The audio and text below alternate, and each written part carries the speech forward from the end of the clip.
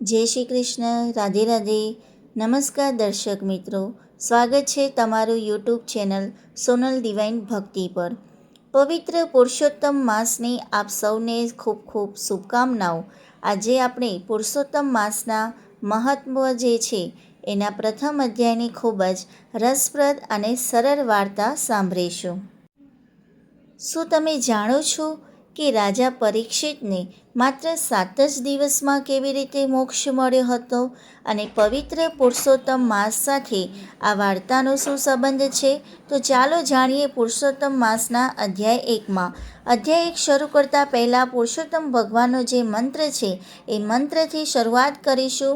શરૂઆતમાં આ જે અધ્યાય જે છે એની શોર્ટમાં જે સમજાય એ ભાષામાં વાર્તા સ્વરૂપે તમને સમજાવીશ અને પછી જે પ્રોપર જે વાર્તા છે જે બુકમાં આપેલી છે, કેમ કે બુકમાં જે પુસ્તકમાં ઘણીવાર જે વાર્તાઓ આપેલી હોય છે એની જે લેંગ્વેજ જે ભાષા હોય છે એ સમજવી અઘરી હોય છે. તો શરૂઆતમાં જે છે એ પુસ્તક પ્રમાણે આખી વાર્તા વાંચી જઈશ અને પછી છેલ્લે લાસ્ટમાં આપણે જે સરળ ભાષામાં જે કહેવાય એ હું તમને સમજાવીશ. તો વિડીયોમાં છેક સુધી બન્યા રહેજો. તો ચાલો શરૂ કરીએ અધ્યાય 1, સંત શ્રેષ્ઠ સુખદેવના પાવન પગલાં. એટલે કે સુખદેવજી જે આવે છે એમના પાવન પગલાં થાય છે એનો અધ્યાય પ્રથમ.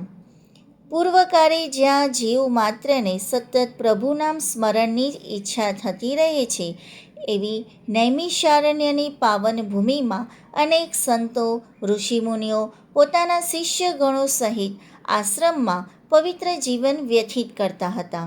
રોજ યજ્ઞ, યોગ અને હોમ હવન થતાં, પવિત્ર સ્વાહાકાર થતાં, જ્ઞાન ચર્ચાઓ થાય છે, આત્માના મોક્ષ માટે સત્સંગ થાય છે અને જીવ માત્રનું કલ્યાણ થાય એવા બોધ પાઠ થાય છે. એક પાવન પ્રભાતે મહાજ્ઞાની મહર્ષિ વ્યાસના જ્ઞાની શિષ્ય સૂત પુરાણી તેમના શિષ્યગણ સાથે આ પાવન ભૂમિમાં પધાર્યા. સૂત પુરાણીના અગાધ જ્ઞાનનો ધર્મલાભ લેવા માટે યજ્ઞ યાગ કર ઋષિ મુનિઓ સૂત પુરાણીનું સુવાસિત સત્સંગ સાનિધ્ય માણવા આવ્યા. સતત આત્મજ્ઞાનનું જ ચિંતન કરતા શૌનક નામના ઋષિએ પ્રશ્ન કર્યો, હે મહાજ્ઞાની સૂત પુરાણીજી, આપ કથામૃતના સુધા શ્રવણ દ્વારા તન મનનું કલ્યાણ કરવામાં અતિ કુશળ છો. આજે ભવસાગરમાં ડૂબકા ખાતા અને ભવાટવીમાં અટવાડા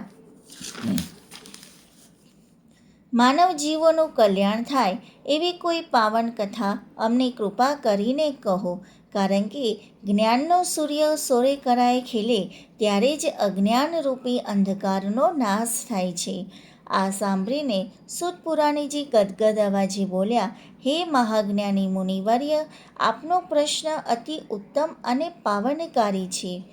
જગતના જીવ માત્રના કલ્યાણાર્થે હું પણ તન મનના મોક્ષાર્થે તીર્થયાત્રાએ નીકળ્યો છું. પવિત્ર દક્ષિણ ભૂમિના તમામ પાવન તીર્થોમાં સ્નાન કરી, પૂર્વ તીર્થોમાં ફરી, બહુગુણી બુદ્ધિકાશ્રમમાં પરમહિતકારી પરમાત્માના ચરણ સ્પર્શ કરી, કલ્યાણકારી સરસ્વતી નદીના પવિત્ર કિનારે વસેલા મોક્ષદાયી સિદ્ધપુર નામના નગરમાં આવ્યો. ત્યાં મને ખબર મળ્યા કે હસ્તિનાપુર નગરના મહાપરાક્રમી રાજા પરીક્ષિત રાજપાટનો ત્યાગ કરી ગંગાજીના પાવન કિનારા પર 7 દિવસનું અનશન વ્રત ધારણ કરીને બેઠા છે. રાજાઓમાં શ્રેષ્ઠ એવા રાજા પરીક્ષિતને અનેક સિદ્ધ ઋષિ મુનિવર્યો કથા શ્રવણનું સુધાપાન કરાવી રહ્યા છે. જગતના કલ્યાણાર્થે રાજા પરીક્ષિત એ મહર્ષિઓને સંસારરૂપી સર્પના અગ્નિજ્વાળા ભર્યા મુખમાંથી મુક્તિ મેળવવા માટે પાવન પ્રશ્નો પૂછી રહ્યા છે. વેદશાસ્ત્રો અને ઉપનિષદોના જ્ઞાતા એવા મહર્ષિઓના મુખેથી સરેલી અમૃતવાણીનું શ્રવણ કરવા હું ગંગા કિનારે પહોંચ્યો અને ત્યાં સહસ્ર સિતારાઓની વચ્ચે શોભતા શોરે કરાએ ખીલેલા શશી જેવા સુખદેવજી, જેઓ 16 વર્ષની જ અવસ્થા ધરાવે છે અને દિગંબર તથા રવિના તેજ પુંજ જેવા છે, તેઓ ત્યાં બિરાજમાન હતા. ઋષિ મુનિઓ ઉત્સુક બનીને સુખદેવજીના શ્રીમુખમાંથી નીકળતા શબ્દોને ઝીલી રહ્યા હતા. જ્ઞાનની શીતળ વર્ષોમાં સૌ જિજ્ઞાસુ ભીંજાતા હતા. પશ્ચાતાપના પાવકમાં સરકતો રાજા પરીક્ષિત પ્રશ્ન પૂછી રહ્યો હતો. આવા અમૂલ્ય અવસરે મેં પરમાત્માની પરમ કૃપાથી એક સપ્તાહ સુધી આ જ્ઞાન ગંગામાં સ્નાન કરવાનો લાવો લીધો. 7મા દિવસે મુક્તિ પામેલા રાજા પરીક્ષિત મોક્ષને પ્રાપ્ત થયા. ત્યાંથી હું આ નૈમિષારણ્યમાં ઋષિ મુનિઓના દર્શન કરી જીવન કૃતાર્થ કરવાના શુભ હેતુસર આવ્યો છું.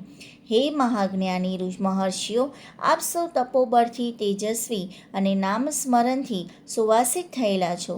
આપના દૈવી દર્શનથી મનુષ્ય માત્રને આત્મજ્ઞાન પ્રાપ્ત થાય છે. મારું તન, મન અને જીવન પણ કૃત્યતા અનુભવે છે. તો દર્શક મિત્રો, અહીંયા અધ્યાય 1 પૂરો થાય છે. પણ જે પુસ્તકમાં, જૂની પુસ્તકોમાં જે ભાષા હોય એ સમજવી અઘરી હોય છે. તો આ જે આખો જે અધ્યાય છે એનો સાર શું છે, કોણ પ્રશ્ન પૂછે છે, કેવી રીતે છે, એવું તમને ટૂંકમાં જણાવું. અહીંયા આપણે જોઈએ કે આખી જે આ અધ્યાય 1 છે એમાં સ્થળ હોય છે નૈમિષારણ્ય ભૂમિ હોય છે, બરાબર. નૈમિષારણ્ય ભૂમિ હોય છે અને જે પ્રશ્ન પૂછે છે એ પ્રશ્ન પૂછનાર હોય છે શૌનક ઋષિ, અને સામે જે જવાબ આપે છે એ જવાબ આપનાર હોય છે સૂત પુરાણજી, બરાબર. સૂત પુરાણજી કોણ હોય છે? તો મહર્ષિ વ્યાસ જે હોય છે એમના શિષ્ય હોય છે. શૌનક ઋષિ પ્રશ્ન પૂછે છે અને જવાબ કોણ આપે છે? સૂત પુરાણીજી. અને આ જે પ્રસંગ જે શું હોય છે કે રાજા પરીક્ષિત જે હોય છે એ ગંગા કિનારે સુખદેવજી દ્વારા મળેલું જ્ઞાન અને 7 દિવસમાં તેમનો જે મોક્ષ હોય છે એનો અધ્યાય પ્રથમ હોય છે. એક જે છે એને વાર્તા સ્વરૂપે આપણે જોઈએ કે નૈમિષારણ્ય ભૂમિ હોય છે ને એમાં શું હોય છે, બધા ઋષિઓ ભેગા થાય છે, ઋષિઓનો સત્સંગ ચાલુ હોય છે. અને પ્રાચીન સમયની વાત હોય છે કે નૈમિષારણ્ય નામની એક અત્યંત પવિત્ર ભૂમિ હોય છે, બરાબર. સ્મરણની ભગવાનની જગ્યા હોય છે અને ત્યાં બધા સંતો અને ઋષિ મુનિઓ પોતાના શિષ્યો સાથે શું કરે છે, આશ્રમમાં આવીને રહેતા હોય છે. અને તેમનું જીવન જે છે ખૂબ પવિત્ર હોય છે. રોજ યજ્ઞ, હોમ, હવન અને જ્ઞાન ચર્ચાઓ કરતા હોય છે. આત્માના મોક્ષ માટે સત્સંગ કરતા હોય છે. અને સૂત પુરાણીજીનું આગમન થાય છે અને શૌનક ઋષિનો પ્રશ્ન થાય છે. સવારના સમયે મહાન જ્ઞાની જે મહર્ષિ વ્યાસ હોય છે એમના પરમ શિષ્ય હોય છે સૂત પુરાણીજી. એ પોતાના શિષ્ય સાથે પવિત્ર ભૂમિમાં પધારે છે અને તેમનો જ્ઞાનનો લાભ લેવા માટે બધા ઋષિઓ એમની આસપાસ એકઠા થઈને બેઠા છે. આ જે છે આત્મજ્ઞાનનું ચિંતન કરવાવાળા શૌનક નામના ઋષિ જે હોય છે એ સૂત પુરાણીજીને એક પ્રશ્ન પૂછે છે કે હે મહાજ્ઞાની સૂત પુરાણીજી, આપ કથારૂપી અમૃત પીવડાવીને તન અને મનનું કલ્યાણ કરવામાં ખૂબ કુશળ છો. તો કૃપા કરીને એવી કોઈ પાવન કથા સંભળાવો કે જેનાથી માનવ જીવનનું કલ્યાણ થાય.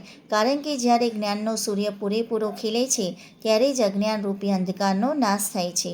તો સૂત પુરાણીજી જે રાજા પરીક્ષિતની વાત કહે છે, શૌનક ઋષિનો આ જે પ્રશ્ન હોય છે એ ખરેખર એક પવિત્ર પ્રશ્ન હોય છે. અને સૂત પુરાણીજી ખુશ થઈ જાય છે અને બોલે છે કે જગતના કલ્યાણ માટે આ ઉત્તમ પ્રશ્ન છે અને હું પોતે પણ મનની શાંતિ અને મોક્ષ માટે તીર્થયાત્રાએ નીકળ્યો છું અને પવિત્ર દક્ષિણ ભારતના, પૂર્વ ભારતના તીર્થોમાં સ્નાન કરીને બદ્રિકાશ્રમમાં ભગવાનના ચરણ સ્પર્શ કરીને સિદ્ધપુર નામના નગરમાં આવ્યો છું. અને ત્યાં મને જાણવા મળ્યું છે હસ્તિનાપુરનો જે રાજા હોય છે મહાપરાક્રમી રાજા પરીક્ષિત, એ પણ પોતાનું રાજપાટ છોડીને ગંગાજીના કિનારે 7 દિવસનું અનશન વ્રત, એટલે કે ભૂખ્યા તરસ્યા રહીને ભગવાનનું ધ્યાન કરવું એવી રીતે બેઠા છે. અને ત્યાં ઘણા બધા સિદ્ધ ઋષિ મુનિઓ ભગવાનની કથાઓ સંભળાવી રહ્યા છે. રાજા પરીક્ષિત જે હોય છે સંસારરૂપી સર્પના દંખમાંથી, એટલે કે સંસારરૂપી જે માયા હોય છે એનાથી વ્યાકુળ થઈને પ્રશ્ન પૂછી રહ્યા હતા. અને એ જ સમયે ત્યાં સુખદેવજી પધારે છે. અને સુખદેવજી જે છે માત્ર 16 વર્ષની ઉંમરના હતા અને એમનું તેજ સૂર્ય જેવું અને શીતળતા ચંદ્ર જેવી હોય છે. તો સુખદેવજીના મુખેથી વહેતી જ્ઞાન ગંગામાં રાજા પરીક્ષિત 7 દિવસ સુધી સ્નાન કર્યું, એટલે કે કથા સાંભળી અને 7મા દિવસે રાજા પરીક્ષિતને મોક્ષની પ્રાપ્તિ થઈ. અહીંયા આપણે જોઈએ કે કથાનો જે ઉપસંહાર હોય છે, સૂત પુરાણીજી કહે છે કે પરમાત્માની કૃપાથી જે જ્ઞાન ગંગાનો સાક્ષી બન્યો છું, ત્યાંથી આપ સૌ ઋષિઓના દર્શન કરવા માટે નૈમિષારણ્ય ભૂમિમાં આવ્યો છું. આપ સૌના દર્શનથી મારું તન, મન અને જીવન ધન્ય થઈ ગયું છે. એટલે કે પરમાત્માની કૃપાથી જે ભૂમિ ઉપર આવી શક્યા અને બધાને સુકથા સંભળાવી શક્યા છે. તો મિત્રો, આજે જે અધ્યાય 1 જે છે એની જે આગમન થાય છે સુખદેવનું, બરાબર, અને કથા જે સૂત પુરાણીજી હોય છે કથા કહીને સંભળાવે છે. અને આવી જ રીતે આગળ આપણે અધ્યાય બીજો જોઈશું, કેમ કે આ 31 અધ્યાય પૂરેપૂરા આપણે સાંભળીશું તો જ આપણને આખો જે પુરુષોત્તમ માસની જે કથા છે એનું મહત્ત્વ આપણે સમજી શકીશું. તો જરૂરથી મિત્રો આ જે સિરીઝ જે છે એમાં બન્યા રહેજો અને 31 અધ્યાય પૂરેપૂરા સાંભળજો. તો ચોક્કસથી એક પુણ્ય કહેવાય ને કે કથા વાર્તા સાંભળવાથી પણ આપણે જવાબદારીઓમાં એટલા અટવાયેલા હોય છે, સમય હોતો નથી, તો આપણે પુરુષોત્તમ માસ ન કરી શકીએ, અધિક માસ ન કરી શકીએ, ઉપવાસ ન કરી શકીએ, પુણ્યદાન પણ કદાચ ન કરી શકીએ, તો એકમાત્ર કથા સાંભળવાથી જ ઘણા બધા આપણને પુણ્ય પ્રાપ્ત થઈ જતા હોય છે. તો દર્શક મિત્રો, જરૂરથી આ 31 અધ્યાયની જે સિરીઝ છે એમાં બન્યા રહેજો. ચેનલને લાઈક કરજો, શેર કરજો અને સબસ્ક્રાઈબ કરજો. જય શ્રી કૃષ્ણ. રાધે રાધે.